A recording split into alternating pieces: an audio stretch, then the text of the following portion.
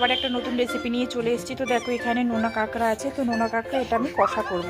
তো চলো প্রথমে কি করব, প্রথমে আমি দিয়েছি। তো এখানে আমি গ্যাসটা জ্বেলে দেবো, গ্যাসটা জোরেই থাকবে, আমি কড়াটা গরম হতে দেবো।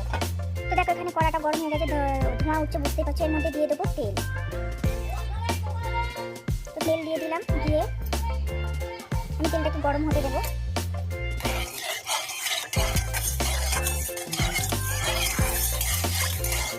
তেলটাকে গরম হতে দিয়েছি, দিয়ে এর মধ্যে দিয়ে দেবো যে কাঁকড়াগুলো কাটা ছিল সেই কাঁকড়াটা।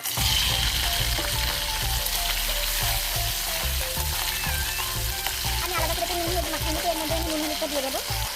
তো এর মধ্যে আমি নুন হলুদটা দিয়ে দিচ্ছি। মানে ভাজার আগে যেটুখানি মাখাতে লাগে সেইটুখানি, আমি একেবারে নুন দিচ্ছি না, একটু অল্প করে পরিমাণ নুন আর অল্প পরিমাণ হলুদ দিয়ে প্রথমে এটাকে ভালো করে আমরা ভেজে নেব, নিয়ে তারপরে মশলাটা রেডি করবো। এটা আমি একটু ভেজে নেব, গ্যাসটা কিন্তু জোরেই থাকবে। দেখো এখানে আমি কাঁকড়াগুলো ভাজা হয়ে এসছে, বেশি ভাজবো না, কারণ কাঁকড়ার যে ডিমগুলো আছে না সব তুলে যাবে। এবার আমি কাঁকড়াগুলো সব তুলে নেবো।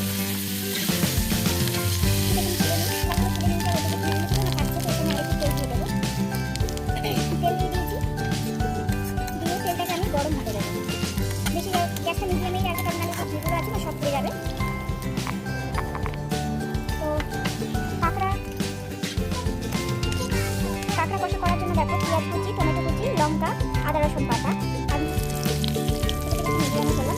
ঝালটা আমি সবসময় ছোটো চামচে আমি বলি যে ঝালটা যে যেমন খেতে পারে, কারণ সবাই তো সমান একই খেতে পারে তার তো কোনো মানে নেই। আমি হয়তো বেশি ঝাল খাই, যে দেখতে যারা করবে তার হয়তো কম ঝাল খান, আমি হয়তো বেশি কম খাই, আমার হয়তো বেশি ঝাল কম। সেক্ষেত্রে ঝালটা যে যেমন খান সেই পরিমাণে ঝালটা দেবে।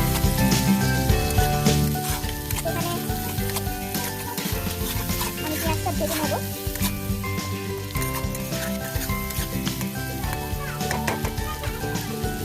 এরকম অবস্থায় আসার পর আমি ছোটো ছোটো দুটো আমি টমেটো কেটে রেখেছিলাম। বড় টমেটো হলে একটা দেবেন, ছোট টমেটো হলে দুটো দেবেন, কারণ বেশি টমেটো দিলে আবার টক টক হয়ে যাবে।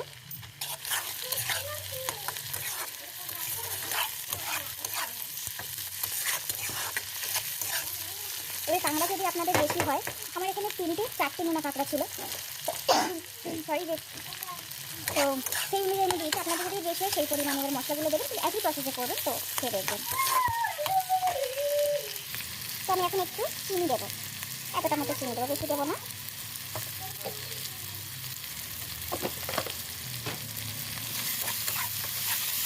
দিয়ে আমি এটা কষাতে থাকবে। টমেটোটা আমি দিয়ে দিলাম কেন, টমেটোর একটা যে হালখানে গন্ধ থাকে না, গন্ধটা চলে যাবে।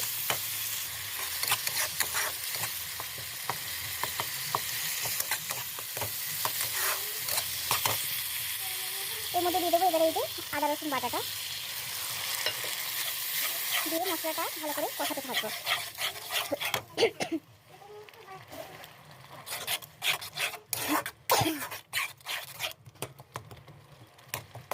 দিয়ে মধ্যে আমি একে একে মশলাগুলো দিয়ে দেবো। হলুদ 1.5 চামচ ছোটো চামচে,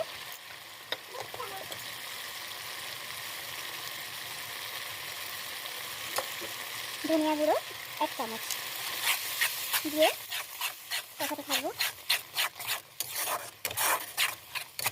দিয়ে মধ্যে আমি দেবো একটু গুঁড়ো ঝাল, তো 1/2 চামচ মতো গুঁড়ো ঝাল দিয়ে এটা আমি ভালো করে কষাতে থাকবো। যতক্ষণ না তেল থাকে ততক্ষণ কষিয়ে যাবো। তো কষাতে কষাতে আমি কিন্তু এখনো নুন দিয়েছিলাম সেই কাঁকড়া ভাজার সময়। তো এখন আমি পরিমাণ মতো, তখন যেহেতু আমি অল্প নুন দিয়েছিলাম, তখন আমি বেশি নুন দেবো না, দরকার হলে একবার টেস্ট থেকে দেখবেন। সেখানে আমি অল্প পরিমাণে নুন লাগবে, যেটা যে খুব একটা গ্রেভি বা এটা আলু মালু করে কিছু তো না, তো নুনটা অল্প দিলেই হয়ে যাবে। আমি এটা কষিয়ে যতক্ষণ না তেল থাকে ততক্ষণ আমি এটা কষাতে থাকবো। তো দেখো তেল ছেড়ে দিয়েছে, আমি কাঁকড়াগুলো দিয়ে দেবো, দিয়ে এই কাঁকড়ার সাথে কষাতে থাকবো। একটু গ্যাসটা তখন মিডিয়ামে করে দেবেন। তো দিয়ে এর উপর দিয়ে আমি কিছু ধনিয়া পাতা দিয়ে দেবো।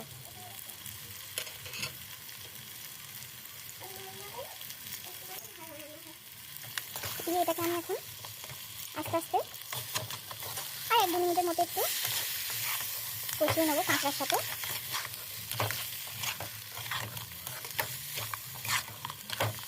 তো ঠিক আছে, আমি কষিয়ে নিই। এখানে আমি 1-2 মিনিটের মতো কষিয়ে নিচ্ছি, নিয়ে আমি দিয়ে দেবো যেটা কাঁকড়া ছিল না সেটার মধ্যে একটু ধুয়ে জল দিয়ে দেবেন, নাহলে তো অনেকটা তেল ঘি কাঁকড়া থেকে যায়। তো দিয়ে অল্প পরিমাণে জল দিয়ে দেবেন।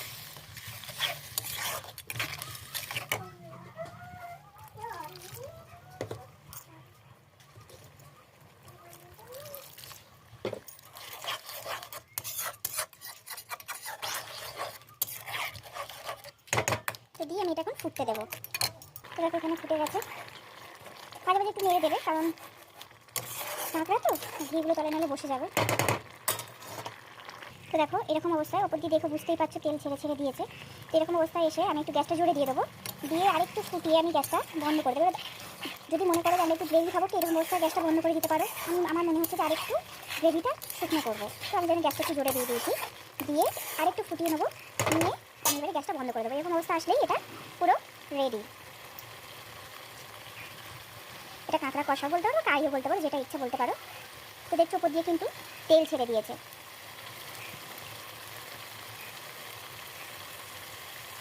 তো আমি গ্যাসটা এখন বন্ধ করে দিচ্ছি, আর এখানে আমার রান্নাটাও শেষ। তো তোমাদের ভালো লেগে থাকলে, তো দেখো এটা সবাই একবার বানিয়ে দেখবেন। তো তোমাদের ভালো লেগে থাকলে প্লিজ একটা like, share, comment and subscribe করে দিও। ভিডিওগুলো তোমাদের কেমন লাগছে, আর এটা সবাই বাড়িতে একবার বানিয়ে দেখবেন। এগুলো গরম ভাতের সাথে জাস্ট খুব সুন্দর। আমি বেশিরভাগ রেসিপি মানে ভাতের সাথে খাওয়া যায় এরকম বেশি আমি শেয়ার করি। তো আমার কোনো আলাদা রান্নার চ্যানেল নেই, তো আমি ডিম্পি লাইফস্টাইলেই সব কিছু আমি আপলোড করি। তো এটা ডিম্পি লাইফস্টাইলেই আপলোড হবে, তো ওখানে একটু ভিজিট করে নেবেন, নিয়ে এটা দেখবেন এবং রান্নাটা বাড়িতে করে দেখবেন। ভালো লেগে থাকলে লাইক, শেয়ার, কমেন্ট, একটা সাবস্ক্রাইব করে দেবেন। আর কেমন লেগেছে না লেগেছে সেটা কমেন্টে এসেও কিন্তু জানাবেন। তো টাটা, আজকের মতো সবাই ভালো থাকবেন, সুস্থ থাকবেন। দেখা হচ্ছে আবার একটা নতুন ভিডিও আপনাদের সাথে।